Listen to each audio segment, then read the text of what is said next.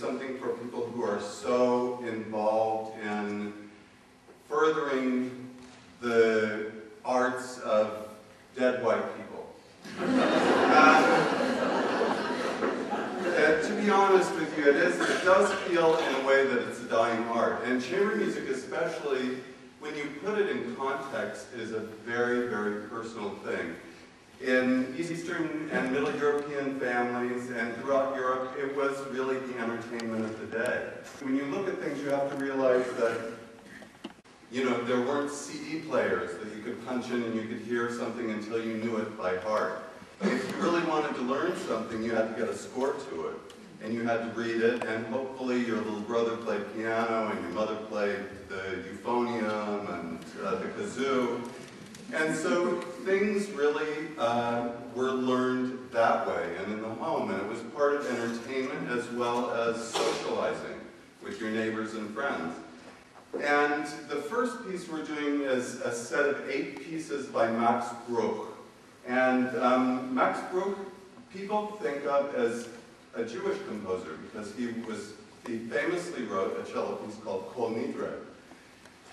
Bruch was the furthest thing from a nice Jewish boy you could ever find. His middle name actually was Christian, so if that tells you anything. He was a good Protestant boy, and he really was in the tradition of Mendelssohn, Schumann, into Brahms, and all of the composers that we're playing today, we kind of wanted to do something like a house concert in an intimate atmosphere, and something you would maybe hear in 1917. And all of the composers that we're doing today, Max Bruch and Philip Scharwenka, were contemporaries. One was born in 1838, that's Max Bruch, and Scharwenka in, I think, 1847. And Scharwenka died in 1917 and Bruch in 1920. And then Sibelius and Strauss were contemporaries, so we have that as well. But for now, we're going to play 3 of the pieces of Max Bruch, which were written late in life. A lot of composers sort of fell in love with things late in life, autumnal loves. And Brahms fell in love with the clarinet, Mozart.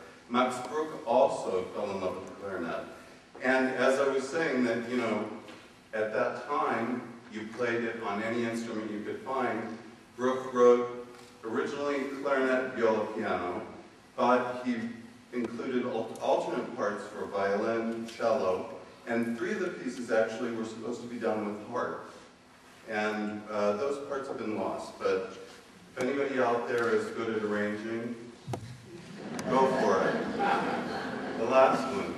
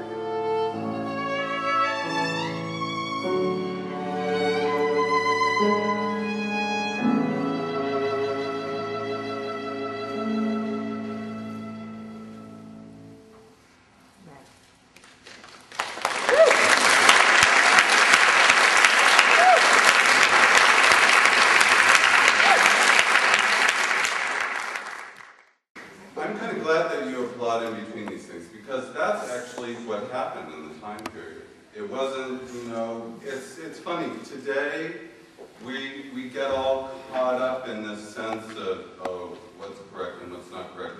Well, certainly that is, you know, true that in a piece like a Brahms sonata or something like that, he wrote it like a big arc, and he would have wanted to hear it that way. But in actuality, people didn't do it because they were like rock concerts back then. You know, people would like scream and shout and say they loved it. You know, there wasn't a lot of this going on, but, and nobody had lighters, so you had to have candles.